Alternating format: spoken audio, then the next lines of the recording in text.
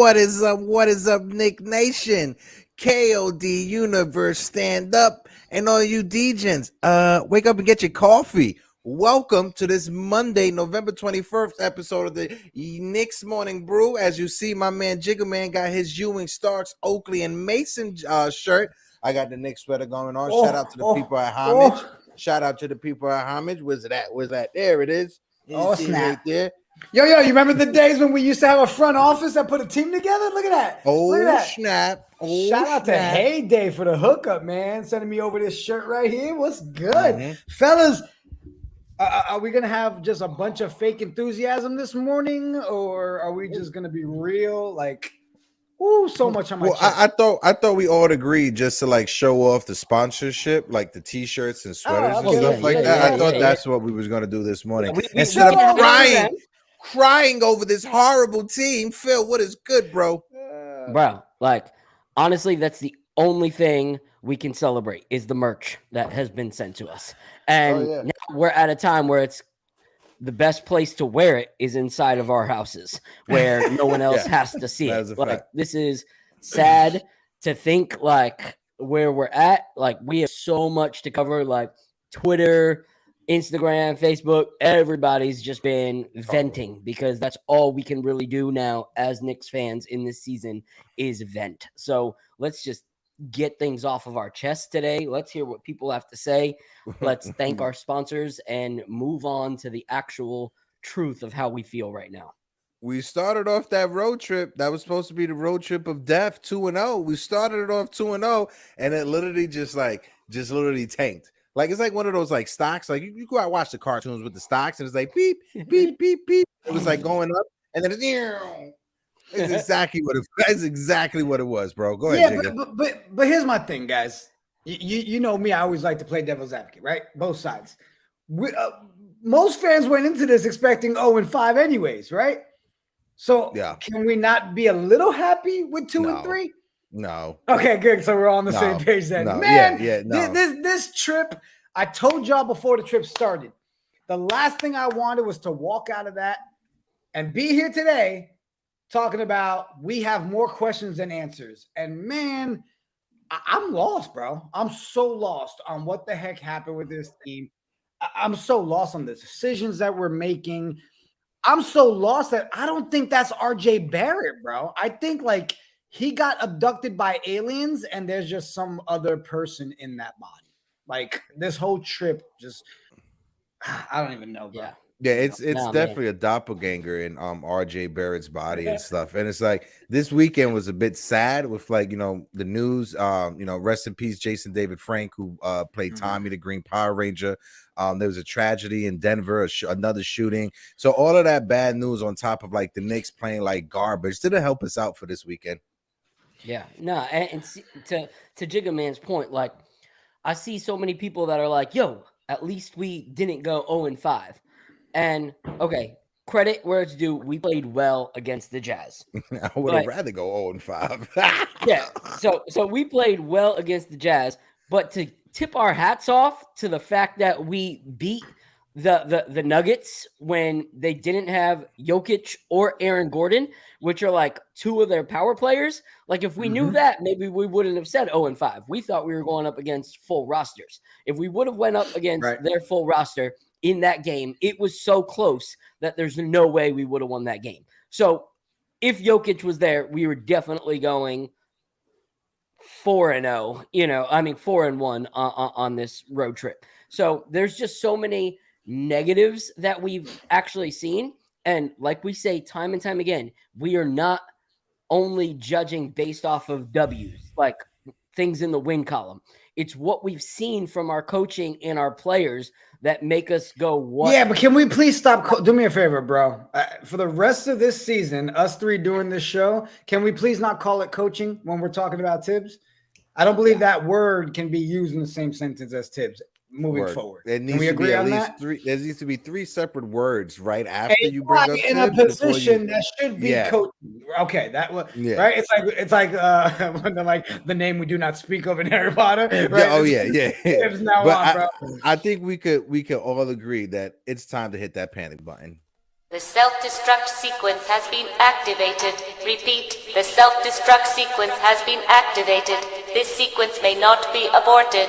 All employees proceed to the emergency car at the bottom platform. It's time to hit that Like panic button. You gotta get one of Macaulay Culkin's.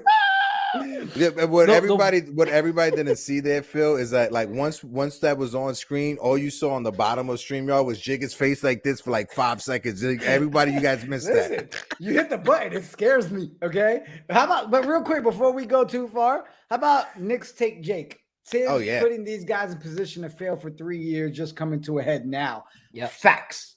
Yeah, we've been calling for it for years. We knew it. The fans called it. We kept saying it, and here we are again. Hey, Knicks take Jake. Good take. Yeah, good take, Jake. Yeah. Good take, Jake. Hey, this guy knows what he's talking about.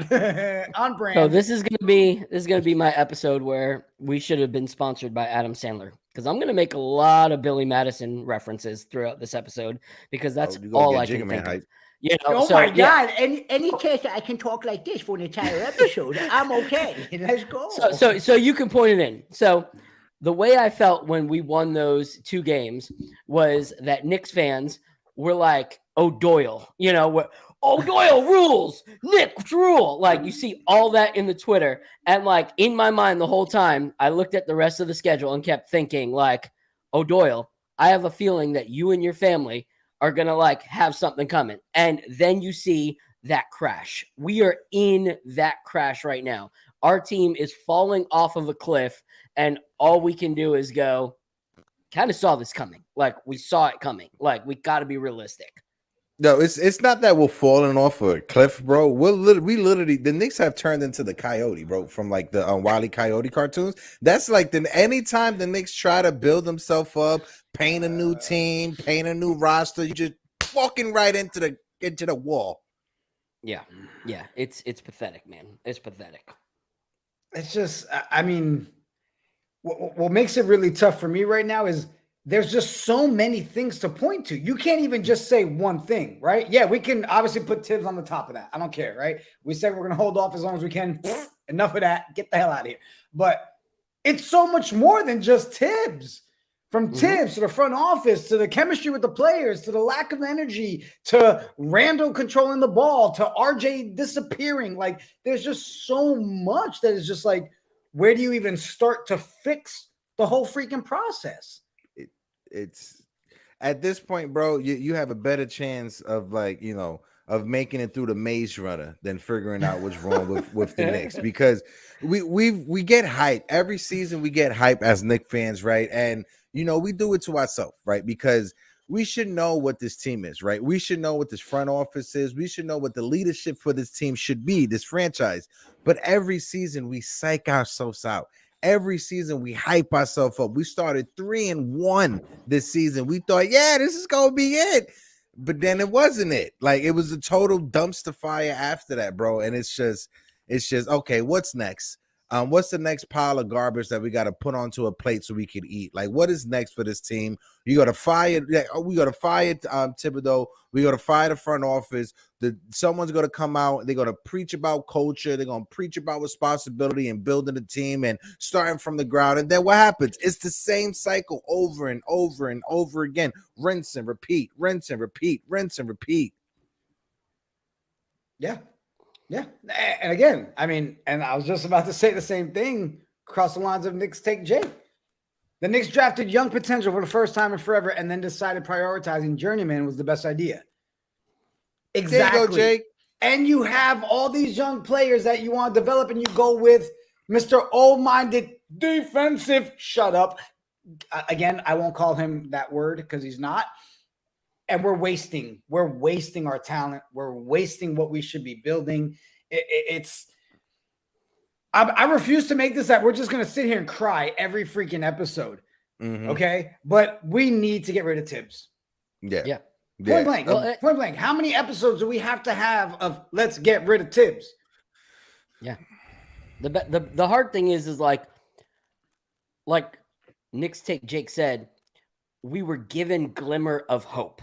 but we forget that one thing, so it's always forgetting that we have that virus still eating up our system, which is our coach, or quote unquote, not coach. And you look at any other like decent coach in the NBA and taking the players that we currently have, like not even subbing out, but actually developing and mentoring these players that we currently have, we on paper could have a good squad.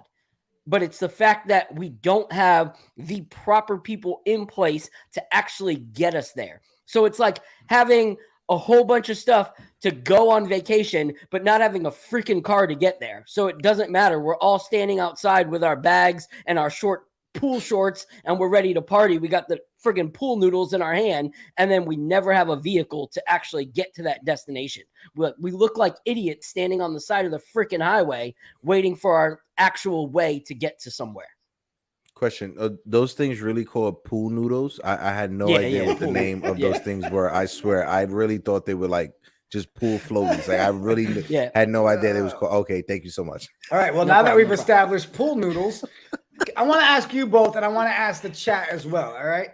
I mean, realistically, after the start of the season, when we had that nice little fresh start, did we really think like we were all of a sudden just an amazing team? Like I did. I brought I'm a meatball. I'm a meatball. You feel me? I did. I honestly thought this team was going to be something different. We all thought as Knicks fans, RJ Barrett would take that next step, that next leap to being that 25 a night scorer, to being that guy who we could rely on, especially when you bring in a point guard like Jalen Brunson, who's going to get him in the right spots. But for some reason, I'm not sure if this is RJ or just development on this team, or just RJ just not have the athletic gifts as some other players in the NBA. He's not a tremendous 3-point shooter. Is this just the reality of who this young man is? Go ahead, Phil. I'm gonna let you start with that one. It sucks, man. Like, it's like anything. You don't really like show off your girlfriend to your friends that you don't think is awesome and cute. You don't bring someone that you think is ugly and obnoxious. He said you don't bring the ugly girl to your friends. Well, that's what I'm saying. Even if other people, like, it's true. You think your girl looks good. You like having her on your arm. You think she's funny. You don't, you bring her around. That's why I have an RJ jersey, because I didn't think he was that ugly thing that I wanted to keep from my friends. Like, I was proud to be an RJ fan all summer, talking about what we were going to see in RJ. We have not seen that. And we have not seen anyone that's willing to like coach this young man out of whatever it is that is going on. And it's unfortunate to have to go, maybe I was wrong about what RJ could be. Like, maybe I was wrong. Like, I take pride sometimes in like what I know about basketball, because it's one of my biggest passions in life. Like, more than anything, I will skip everything that is possible to skip to stay home and watch an NBA game. But maybe I was completely blind. Maybe I was too close to the situation and wanting it to be something that I saw it as something that it wasn't. I'm hoping and praying that maybe something will be a miracle in the rest of the season. But at this point, I have to say, I think I was wrong. And either he just doesn't have it, or he doesn't care enough to bring it out of himself, because nothing has changed over these last 5 games. For me, and I'll throw it over to Jigga real quick. The Knicks ruined my Sunday, right? The Knicks literally just ruined my Sunday, right? The Giants, they got destroyed in like a trap game against the, Detroit Lions. Now I got to hear Coach Richie talk about the Lions like for the next 8 months and stuff like that. So I just got to hear Richie's voice. Then on top of it, I was getting ready because it was the series finale of The Walking Dead. So I'm getting my food ready. I'm getting everything nice or whatever. I'm starting with the next game at 3. That's going to lead all the way to like 6 or 7. And then the dumpster fire of the New York Knicks came and happened. And after that second quarter, it was a total disgusting watch. Like I didn't even want to watch the rest of the game. I knew I was going to be on the show today, so I had to force myself to watch it, but it was literally disgusting. I wasn't even texting in the group chat. That's how upset I was about this game. Every time Phil pointed something out, I punched myself. I felt alone on the island, to be honest. I felt so lonely in that group chat. It was like Phil's pissed off vent session by myself. I once in a while gave you a little emoji. I wasn't. Yeah, I gave a thumbs up. Yeah, thumbs up, thumbs down. I had no words. But you know what? The difference between us three was there was no world in my head. There was no alternate universe where the last two games we had a chance of winning. I'm sorry. The Warriors and Suns, in my head, we had no chance whatsoever. Okay, so I was already pissed off after that Jets freaking. The New York sports yesterday had a freaking tough day. Okay, For real. Like after that Jets thing, I was like, all right, let's see. And I was like, I can't expect that the Knicks are actually going to win this game. But I had false hope after that non-block in the back call, horrible Patriots kickoff return. Let's break down RJ for a second. All right, so I put this together. I want to show you this one here. Right now, his numbers, guys, 25.3%. Oh my gosh. 3-point percent. 39.1 from field goal. He's one for his last 29 when it comes to his 3-point attempts. One for the last 29. Look, I had to put the trash. I had to put the trash there. Let me go full screen so everybody can see it. Look at this. Thunder. What do you have? 0 for 2. Jazz, 0 for 5. Nuggets, 0 for 9. He did hit one, but it was after the foul was called, and he finally made a shot. Warriors, 1 for 6. Suns, 1 for 3. Insane. Yeah. Look, I know he's young. I know, we can say there's still time for him to figure it out. The problem is, guys, he looks so lost. He looks beyond in his head at this point. Mm-hmm. When I have to sit in a room full of other people for a work retreat and I have to sit there and listen to people be like, yo, he's booty cheeks, and I can't fight it, that's a problem. When you got to sit there for 4 quarters with fans that aren't Knicks fans being like, y'all messed up, RJ's the booty. How do you fight it right now? You cannot. There's no way I can stand here and be like, nah, RJ's good. We got this. We got this. I mean, are we at the point where we're calling RJ booty cheeks as a Knicks nation? Like that's freaking crazy to think that's where we're at right now. Yeah. Like I said, I'm not sure if it's coaching. I'm not sure if it's development. I'm not sure if it's the pieces on the team don't fit. If he doesn't have the right pieces around him, I'm not sure if it's the relationship Julius Randle and him have. But whatever it is, this front office needs to figure it out, and they need to figure it out ASAP. But look, even Chris is right. I mean, the field goal percentage is definitely a problem, but I don't think the 3-point shooting is really his fault. RJ is told to set the 3-point line and shoot his way out of slumps, and he's just not that guy. Yeah. You keep taking those threes and keep missing, you're not going to do anything good for your mentals. Yeah. So pull away. Stop. Just like right in football, right? You always want to get your quarterback started out, right? Little play action here, little check downs, get him in his, get that chemistry going, get him in the game situation. RJ's not finding it at all. And if he keeps shooting from 3, he's not going to find it. Point blank. Yeah. And this is the thing. I have to agree with Chris Joseph, because if you look at how they are running their so-on-so plays offensively, you have a guy like Toppin, who is one of the most athletic dudes in the league, like hops for days. And now that he's been able to shoot some threes, where is he on every single play? He's being coached to stand at the 3-point line, which is making him no longer a versatile player. So the thing that makes me agree that it's coaching, and I shared this with you guys earlier, is when you watch the post-game interviews, it will tell you more than the game itself, because the responses from some of these people. So lack of coaching, Thibodeau was quoted talking about how when it comes to RJ's slump, he just wants to let RJ have the game tell him what shots he needs to take. Well, when your guy's field goal percentage, and that's his field goal percentage for the year, over the last 5 games, I think it's even lower. It's in the 20s. When that is his field goal percentage, and his 3-point percentage is 18%. I mean, not even. What is it? 1 for 29. So maybe it's 8% at max for his 3-point percentage. And you're saying that you are going to let the game tell him, as opposed to as a coach telling him what you need to do. it doesn't make any sense to watch someone that is supposed to be your key player fail game after game after game after game. And the way you coach him is by telling him to listen to what he thinks is best. What he thinks is best is obviously failing. So here's my last Billy Madison quote for a few minutes. Watch for a few minutes. Keyword, few minutes. A few minutes. Watch that post-game interview, because everything that I'm going to talk about that Tibbs said in that interview made me go, in my mind, Mr. Thibodeau, what you've just said is one of the most insanely idiotic things I have ever heard. At no point in your rambling, incoherent response were you even close to anything that could be considered a logical and rational thought. Everyone in this room is now dumber for having listened to it. I award you no points, and may God have mercy on the Knicks. Like, that's exactly how I felt watching him ramble about RJ and everything else that he talked about in that post-game interview. RJ is struggling, and he needs guidance.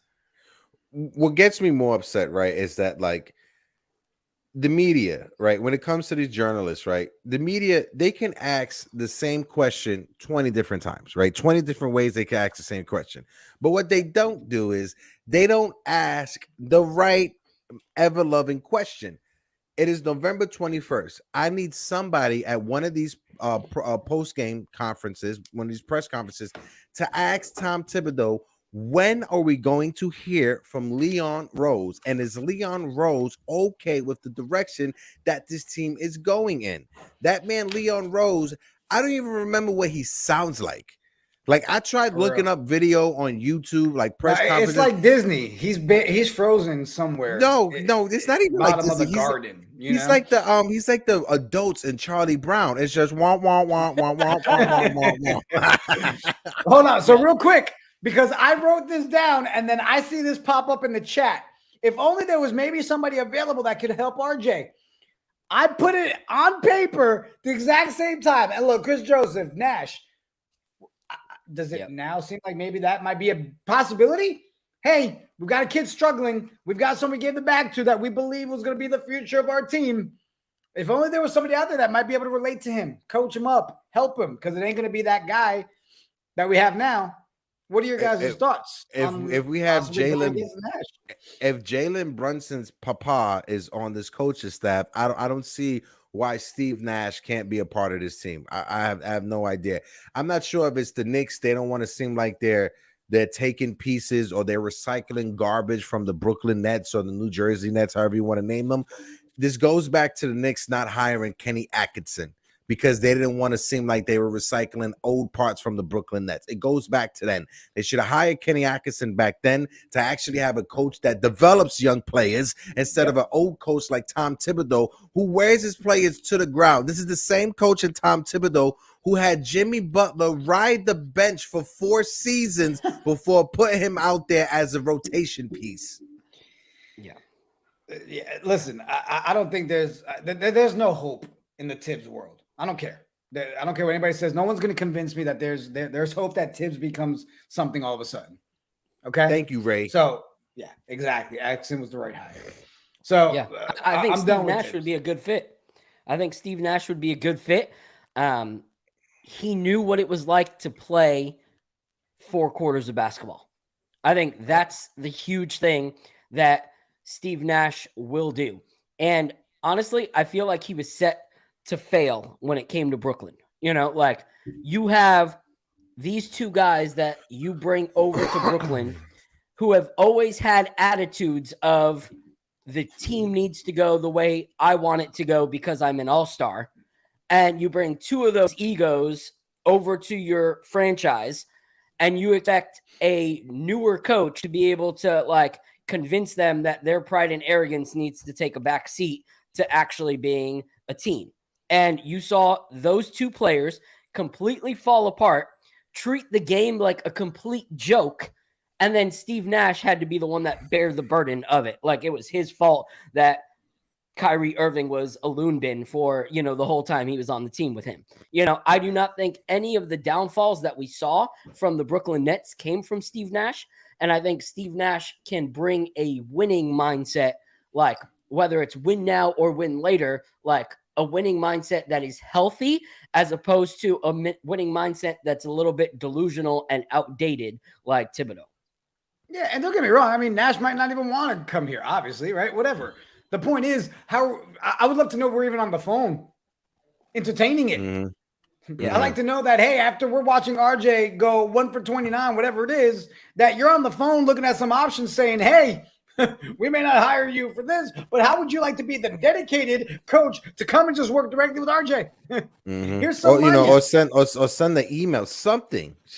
Yeah. Because I mean, you're guys, I can't sit here and be excited watching our young guys just get wasted and watch them go backwards in the process. I mean, this is an epic drop from what we were expecting for RJ.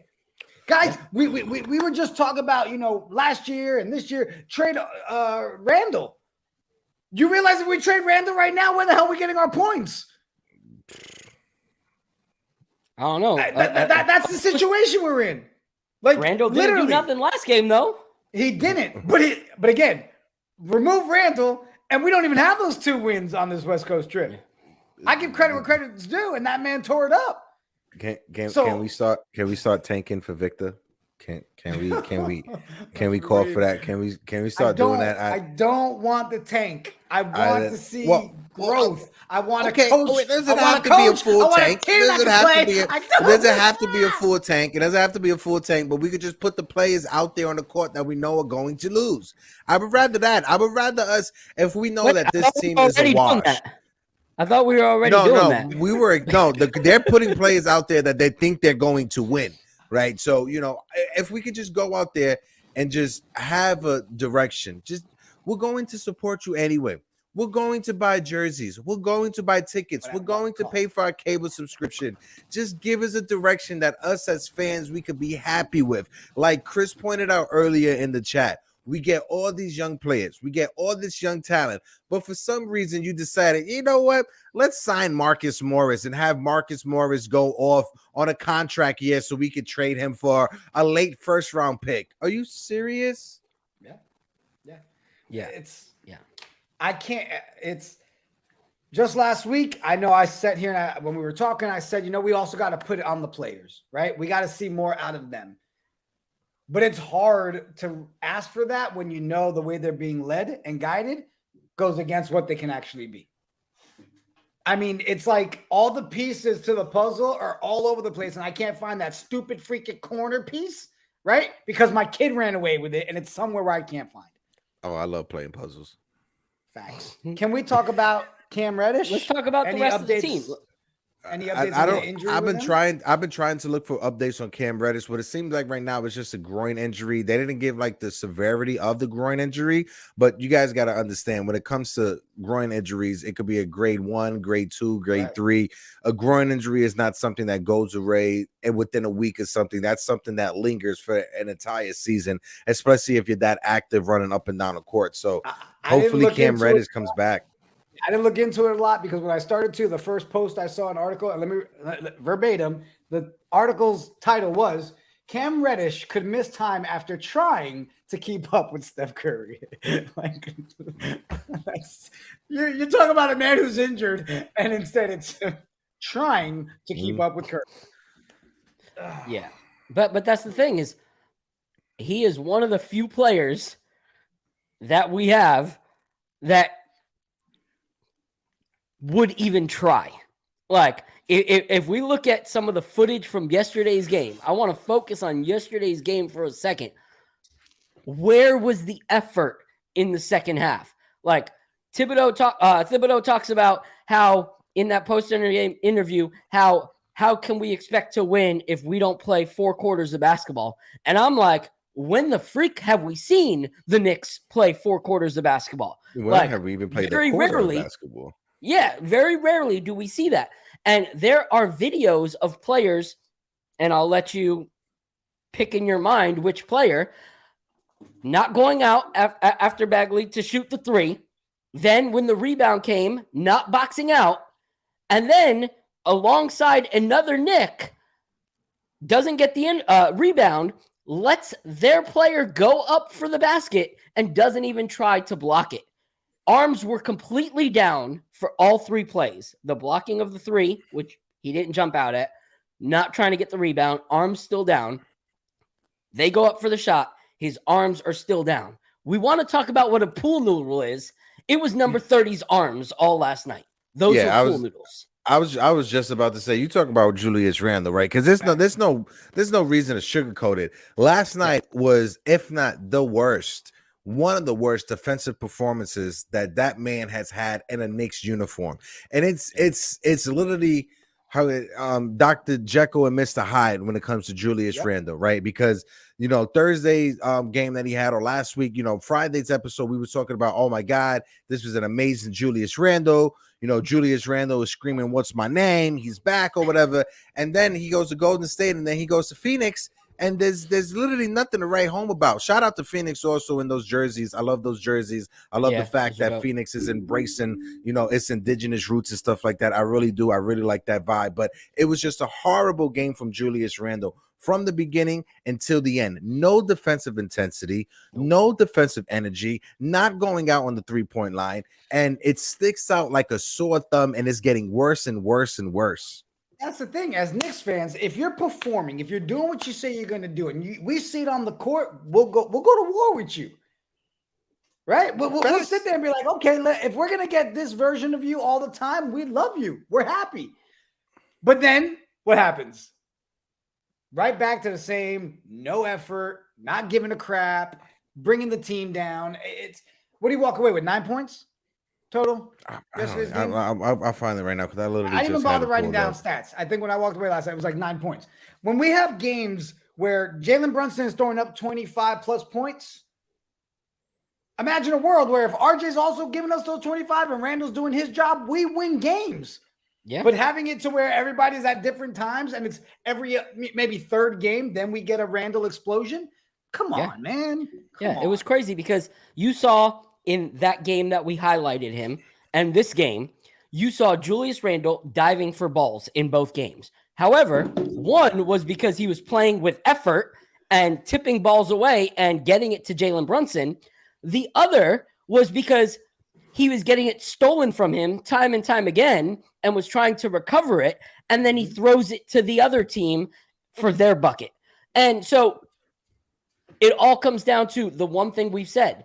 When he actually has a role to play and plays it correctly, it's fine. This man dribbles high as crap and slow as crap. And yet he continued to do that yesterday. Like that, he dribbles like kids that are learning how to play basketball. He dribbles like my son, where he's just trying to make sure he can get the ball again. And it was atrocious. I think he had like 3 or 4 turnovers again last night. And Jalen Brunson did what he did in spite of Julius Randle, not in lieu of Julius Randle or because of the help of Julius Randle, but in spite of Julius Randle. Yo, Hector, can you, after this show, you saw that interview, right, with Brunson after the game where Julius went off and his answer was, Julius Randle. Julius Randle, right? For all positive things. Can we go back and edit that video and be like, why did we lose tonight? Julius Randle. Why is the team shit in the bed? Julius Randle. I want to remake that video. Can we do that?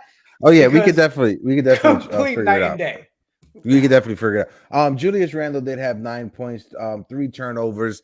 He was negative 16 when it comes to the plus minus. It's just, dog, it's literally just a lack of effort when it comes to Julius Randle, especially from the defensive side of things. And also, Phil, when you're talking about Julius diving for the ball, what you missed out is that he has a contractual agreement and he has things in his contract. He's only allowed to dive for the ball 3 times in a season. So he already maxed out his dives and his hustle plays for the season. You know what? So you know what? Don't expect it.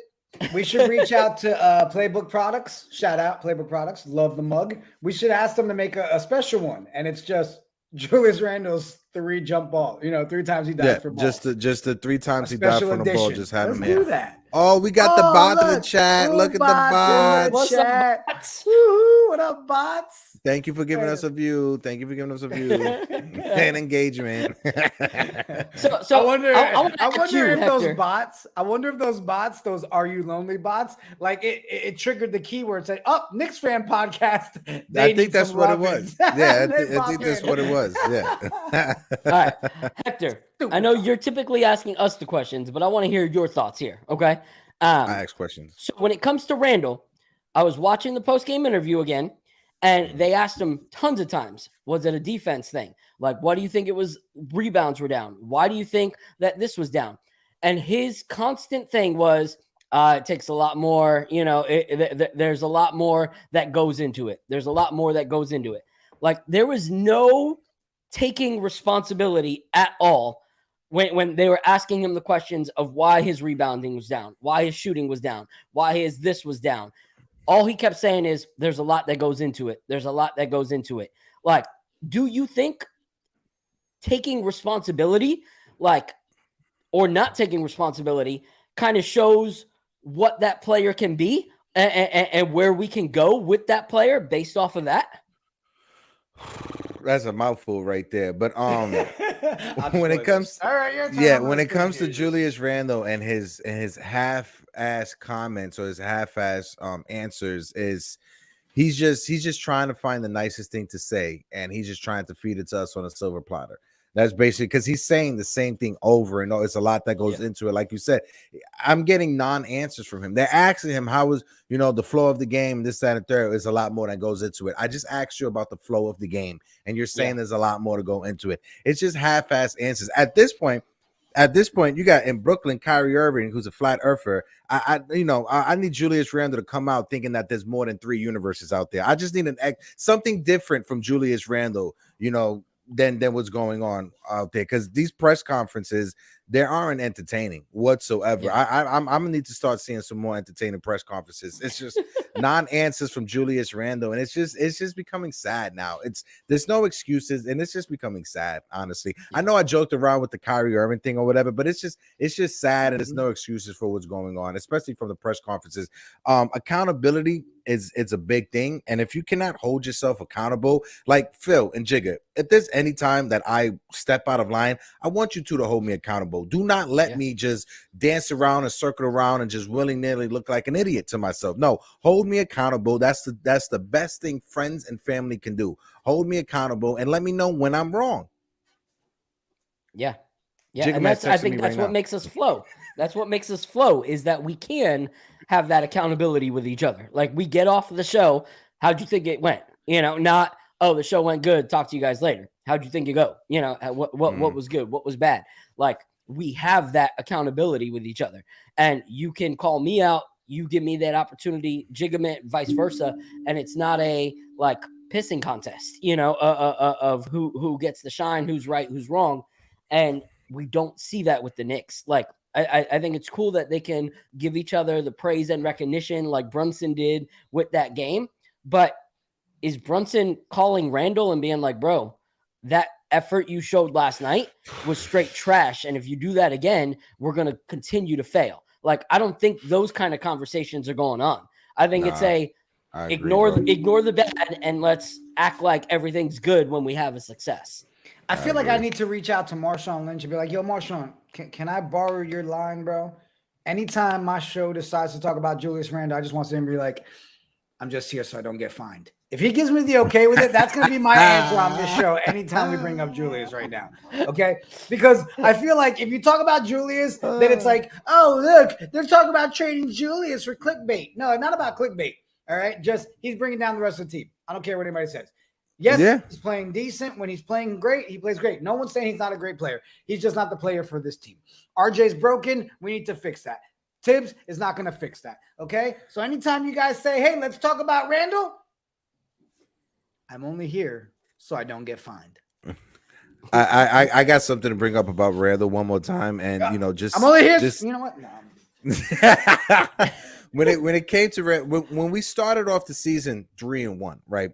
We saw Randall play a different form of basketball that we weren't used to him seeing. We saw him engaging with Brunson, right? We saw him passing the ball. We saw him setting high picks for his teammates. We saw him actually, if I may say it, be a team player.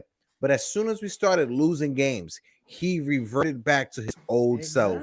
He reverted back to those bad habits of, I'm going to play ISO basketball. This is Julius's team. This is one-on-one. I'm trying to make the and one mixtape tour. That's what Julius Randle did. But I also, but deep down, I also feel like Tibbs is probably telling him that shit anyways.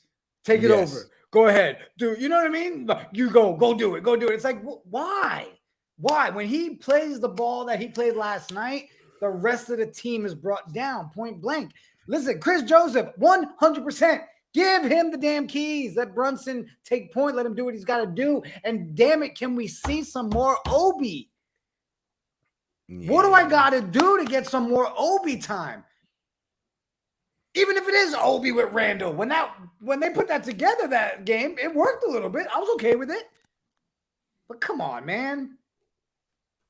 Like, I need to see more Obi. I need to see more Jericho Sims. Like Isaiah Hartenstein, my man, you soft as baby doodoo, you know. And when it comes to him, you know, the big thing about Hartenstein was, he's going to stretch the floor. He's going to knock down the three. My man has only made 4 threes in like 30-something attempts. Like, so cut that out. That man can't shoot from beyond the arc. You give someone 30 attempts from beyond the arc, they better hit at least 3 or 4 of them. And that's what he did. He hit 4 shots from beyond the arc. Let's stop that. I need to see more Jericho Sims. I need to see Mitchell Robinson finally start being healthy, because it seems like giving him that contract extension was a waste of money. And we should have known Tibbs was washed when he was starting out. We did, Chris. We did, Chris. We did, Chris. And that's the thing to point out. This man had Quickly on his roster last year, but he decided to start Alec Burke at the point guard. And then when asked about it, this man literally said out of his own mouth, "Oh, he's the best option at that position." Yeah. Hit you with the Soldier Boy, Wait, say it again, just so we can laugh one more time. I like laughing. He said Alec Burke was the best option at that position to be the starting point guard. And this man still has a job leading the New York Knicks. He still has a job. Tom Thibodeau is the perfect example of somebody who fails upwards, right? When Tom Thibodeau fell, he doesn't fail and he falls backwards. No, Tom Thibodeau's he fails and he fails upwards, right? The last couple of seasons was in Chicago was horrible, so he got an executive position with the Timberwolves. That was horrible, so he got a head coaching job with the New York Knicks. Hey, Tom, we've got a core of young kids. And we know you hate youth, and they're not great at defense. You want to stick around forever? Get the hell out of here. And Chris Joseph said Burke's position wasn't even point guard. That's what that was even worse. Exactly. Go ahead, Phil. Please help me before I catch a migraine. Yeah, you know, like I think it just comes down to when it comes to Randle, things need to change. You know, he does not fit at all. He does not fit at least what we all think is the Knicks' future. He just doesn't fit. He's got to go.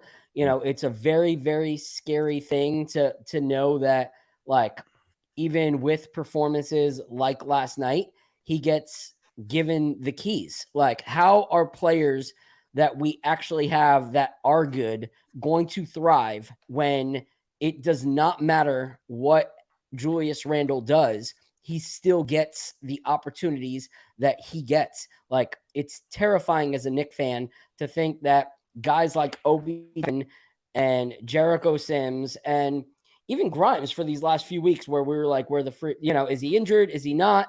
Like, they get the minutes that they get. And guys like McBride that can come in the last few minutes and play their heart out.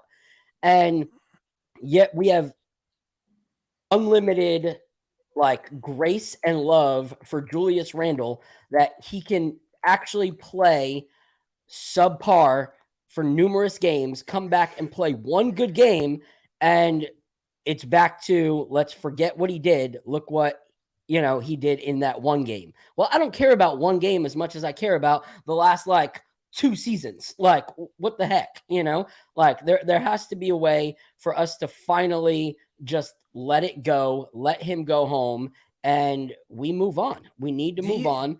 Like, there's better out there. Do you guys feel like, and I'm just curious for real, I'll ask the chat the same thing, keeping Tibbs as our coach is going to continue to hurt us when it comes to people that want to come play in the Garden? It's going to hurt us for trades that we're trying to get done. Like, if you know this is your coach and you see what's going on with your young guys and you see all the things that are going on, wouldn't that stop you from wanting to come over here? Wouldn't that alone front office be like, hey, maybe I should. Phil got some creepy stuff going on. I was about to say, you got Natalie Portman scared and stuff, bro. Come on, you can't have Nate Port over there. That's Natalie exactly Portman, bro. How I feel every time he dribbles down the freaking court. Every time he dribbles down the freaking court, that's how I feel sitting on my couch. Oh it's insane. My God. I started looking at my door. I got scared. I didn't know that was like T Swizzy, Taylor Swift, or Natalie Portman for a second. It took me a while to figure it out. But it's Tasmanian Randall dribbling down the court. That's what he is. He's a Tasmanian devil, spin cycle Randall. Mm-hmm. Yeah. How'd you guys feel about seeing Grimes get some time? I mean, he played over 30 minutes, right? Yippee. Like I was more excited to see Deuce McBride out there. Yeah, he was right. But it was literally like that second half of the game literally felt like watching a summer league game. Like it literally felt like preseason. That's literally what it felt like. Hardly any of the starters were in there. It was just bench players. And at this point, it seemed like Tibbs gave up. And it seems like he has lost this locker room. There's no player that respects this man. There's no. I don't believe any player on that Knicks roster respects this man at this point anymore. They literally felt like they gave up during the game. Like Julius Randle gave up during the game. Yeah. Every other player gave up during the. RJ Barrett gave up during the game, and it's just sad to see. Yeah, and here's the thing: to answer your question, Jiggaman, I enjoyed seeing Grimes out there, but I don't think it matters. Right. Like at the end of the day, if him and Cam were on the defensive end together in the starting rotation, that could be great. But saying that could be great means absolutely nothing because it's probably not going to happen. And when asked about Grimes' performance in the post-game interview, Tom Thibodeau was like, oh, yeah, he's a good player. He played well. Like he did great. He's a really good player through and through. But you can tell that Thibodeau's answers when he answers things about Randall, as opposed to when he answers things about Grimes or when he answers things about RJ, like he has a different, these are my players and I'm going to like talk highly of them and protect them even when they play like trash. And then a guy like Grimes who goes out there and actually plays with heart, his answers are very subdued. Like, oh yeah, he did good. Good to see that. Great job. And the thing is if he was on a team that actually knew what it was like to like rotate the ball and pass, like seeing teams that pass without ever having to dribble and they still walk away with a 3-bucket or a 2-bucket, like he would fit in that kind of rotation because he's a look at the court, look at my players kind of player. But you would see as soon as the ball got out of his hands and went into someone like Randall's or RJ's, that flow completely stopped. It like hits a wall and they chuck up a bad shot. So I don't think unless we're going to get the whole team to operate in a, hey, Jalen and Grimes will control who actually gets the bucket, then it doesn't really matter how good he can be. He's not going to fit our broken rotation the way it is. Yeah. I have a question for the two of you, right? And I'll start off with you, Jiggaman. Is there any way that RJ Barrett salvages not just this season, but his career as a New York Knick? Yes. Is there a way for you? Can you lay that out for me? Well, one, it starts with the possibility of what we think will never happen. One, Tibbs needs to go. You get Tibbs out, bring somebody in that's going to work with these guys, work with our young core, work on, hey, let's figure out a rotation that actually works. RJ will get unlocked, and I truly believe he will unlock and get back into that mode the minute RJ Barrett or Julius Randle is not on this team. The minute that they hand the keys over to Brunson and Brunson's leading the charge, and you got RJ being told, hey, do what you do. Have fun. Go out there. Get to the hole. Don't worry about leading. You don't have to be the guy. We just need you to go and work with a cohesive team. So, yes, he can turn it around the minute RJ is gone. It's going to take Randall being gone and Tibbs being gone. If one of those two happen, great. If both happen, we unlock exactly what we gave the bag to. Yeah, Phil, and I agree. I agree. You can't fix what is broken if. Oh, Phil, did you change your mic? Because it sounds super echoey now. Yeah, it might be going through your AirPods. Yeah, maybe going. Well, while he's fixing that, give me your answer, Hector. Yeah, I want RJ to succeed, right? I want RJ to be able to finally succeed in New York. You know, we drafted him. Mm-hmm. He's with 3rd overall pick. This young guy. I want him. I want RJ to make it as an all-star here with the Knicks. It all falls on the things that you laid out. Randall has to be gone and Tibbs has to be gone. And before yesterday's game, there were rumors that teams and executives were willing to take on Julius Randle and trade for Julius Randle. But after yesterday's game, I think they retracted every statement that they made about trading for Julius Randle, because there ain't nothing out there now.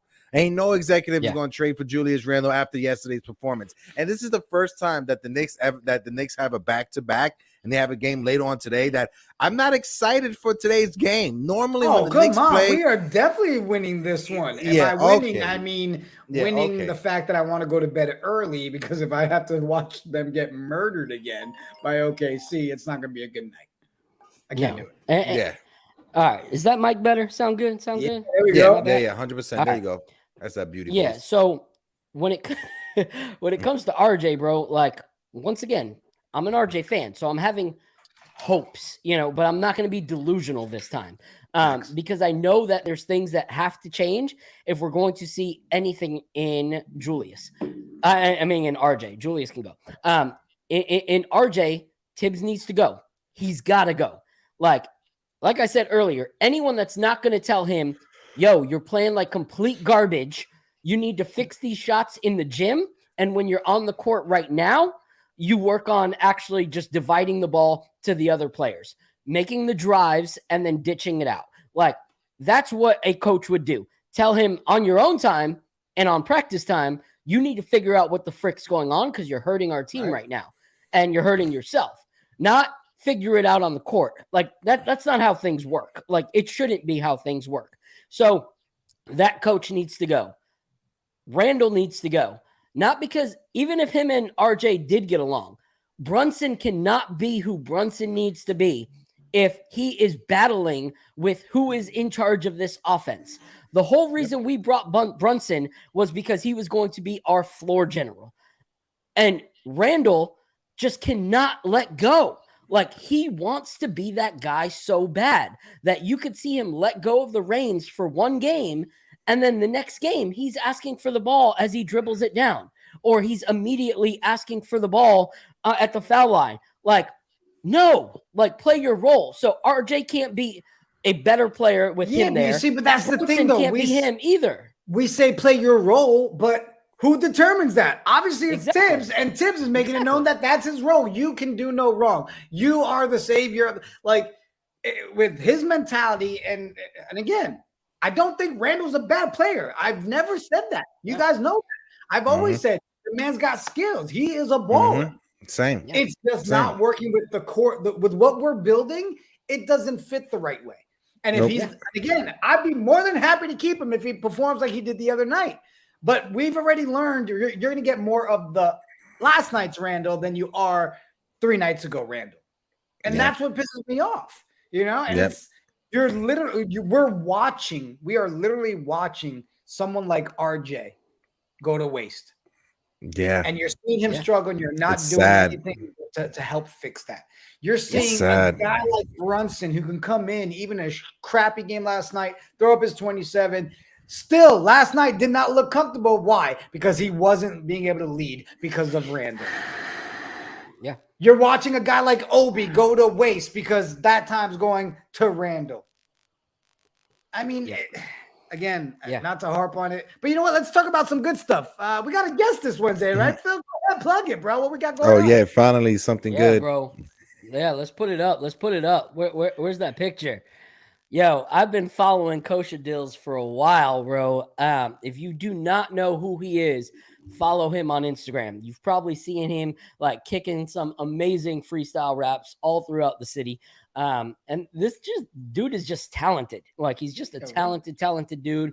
You know, a fan of the game. So he's gonna come out on the show himself. Yeah, he's gonna come out on the show and he's gonna, you know, spit some, you know, Nick knowledge with us. And then he might even bless us at the end with a little of his talents. So if you like hip hop, if you like the Knicks, this is the perfect episode for you guys to stick into on Wednesday. So I'm looking forward to actually like building with him more than just through like Instagram messaging and actually getting to connect. So I, as a hip hop MC myself, like I love this. You know, I love when my worlds collide. So having him be part of it is going to be a real big treat on Wednesday.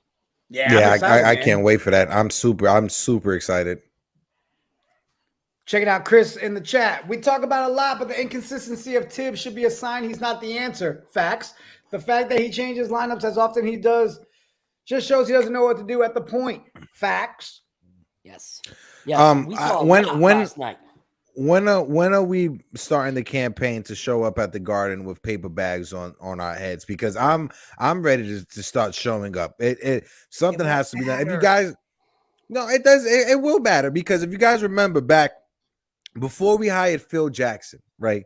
The year when we hired Phil Jackson, that month, Knicks fans were signing petitions, right? We were standing outside. I was one of those standing outside of the Gardens, right, protesting about the Knicks. And what happened?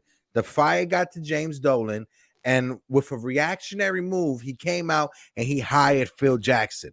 And then all the fans were quiet. All the fans fell back because we were happy because he hired Phil Jackson.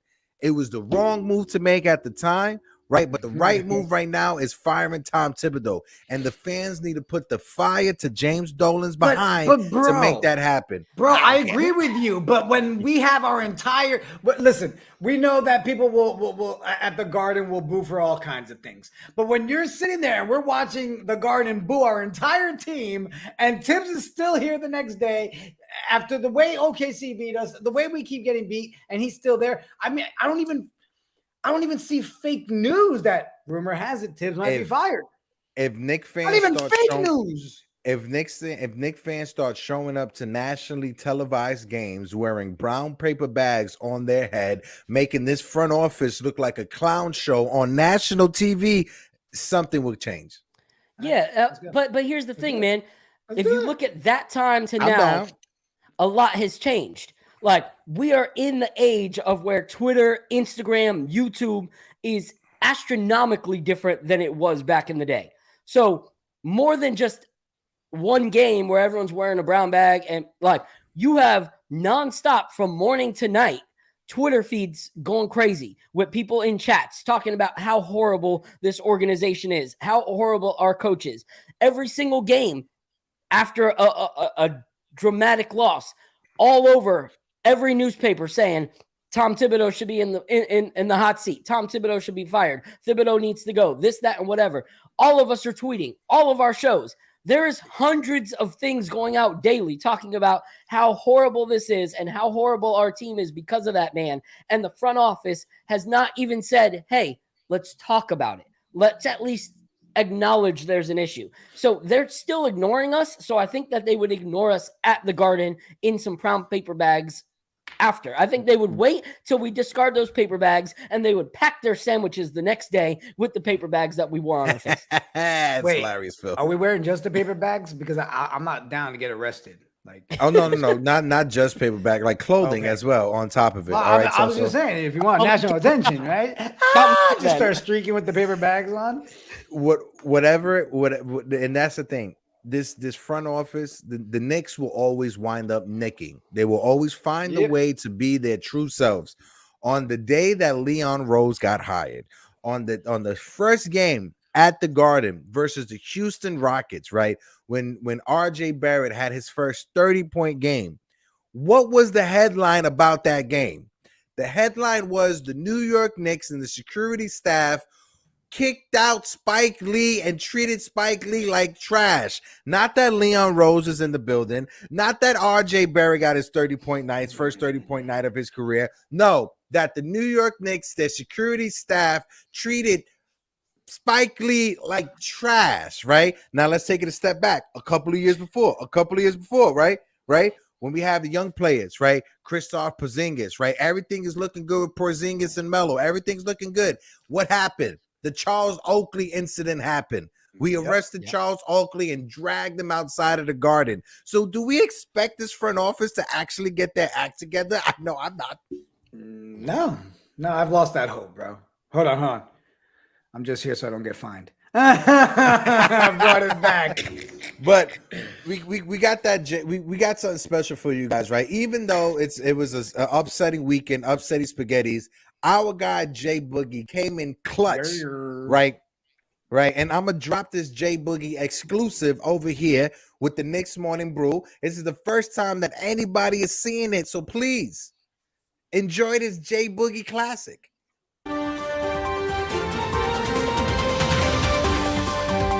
I heard a rumor. This guy right here, Jay Boogie, presenting Knicks in the booth is gonna be fire. Hey. They say we everywhere. We all over the place. If you don't see us, that means you ain't nowhere. You heard? We all over. The headline of the city, the post paper, the daily paper. Everywhere in the city, Knicks Chronicles, baby. Let's get it. When you talking to Knicks, we the biggest. Fan base in the league, we the biggest. When you see them, you tell them they the biggest. The most loyal people, we the biggest. When you talking to Knicks, we the biggest. Fan base in the league, we the biggest. When you see them, you tell them they the biggest. My apologies for that. I don't know why StreamYard is acting up when it comes to certain things. But let me see if I can play it again. There it is. I heard a rumor. This guy right here. All right, we're gonna try. We're gonna have to try it another day because for some reason it's not acting. It's not doing what it's supposed to do. Word. Well, you know what? We'll push it out from our Knicks Morning Brew Twitter account as well, so people can check it out. And we'll line it up for this Wednesday when we got Coach Dills on here. We'll play that as well. We'll talk hip hop. We'll talk Knicks. We'll talk about the fact that guy that I no longer will say his name is still not fired. Guys, I feel this is going to be a long week. Starting with tonight. I feel like it's going to be just a long week. Oh, God. There's nobody that I would rather share this misery with than the two of yous, right? Cheers. There's no one else that I'd rather share this misery with than the two of yous. My man Phil, you muted right now, Phil. But there's no one that I would rather share this misery with than you two. So I'm excited for this train of misery and sorrows. Yeah, we got 3 games this week. And I'm quoting it, like, unless everybody on their roster gets injured, we're definitely losing the last 2. We're going against Portland and Memphis again. So yeah, you guys are gonna. I need some more support in our group chat, guys. All right, like I got you. Bro. I got you. I was talking to myself. I was talking to myself. I need you to send me something to drink, bro, because that's the only way you're gonna get responses. I was going to the bathroom mirror and being like, "It's okay, man." Like looking at myself, trying to convince myself that it was all right because I didn't have any love. So this we got we're on a back-to-back. We got a second game today. We go against OKC. Then we got the Trailblazers on Friday. So that's literally just 4 days of no Knicks basketball. Hopefully they pull out a win because these 4 days are going to be horrible until Friday. And then we got the Grizzlies on Sunday. So get ready for an exciting week, Knicks fans. So before we end, here's the last question we'll end on for you guys, all right? And the same thing for you, chat. You only get to pick one. Hector, trade Randall, fire Tibbs, tank the season. Only one. There's no D for all of the above? Only one. Which one is your main priority? Tank the season. Oof. Phil, trade Randall, fire Tibbs, tank season. Fire Only Tibbs, one. because if we tank and we get Tibbs back next year, it doesn't matter who we draft. Chat, I want to hear yours. We're going to put a Twitter poll out today. Do we trade Randall, fire Tibbs, tank season? Which was our top priority? Guys, I love you. I love hanging out with you, even when we have to talk about the crap that was this weekend. Freaking see you guys back on Wednesday morning. Yeah, we'll be back Wednesday morning. Also, too, make sure you guys get ready because December 9th, Get Yanked is coming to the NYY's News TV with myself and Jiggaman Porto talking about them Yankees. But, Phil, take us out, brother. Yo, as always, thank you guys so much. Thank you so much to our sponsors of this episode, Homage, Heyday, Playbook Products. Like, all links are in the description. Please support good brands that support our New York Knicks. Thank you for supporting us. Please subscribe if you haven't. Salute to Foxy just joining us. Thank you so much for being here. If you guys continue to spread the word, we'd appreciate it. We love your guys' support so far, and we look forward to continuing to grow together. So God bless you guys. Hope you guys are ready for tonight. Let's hope for the best and still expect the worst. And then I'll see you guys on Wednesday morning. Blessings. Peace out.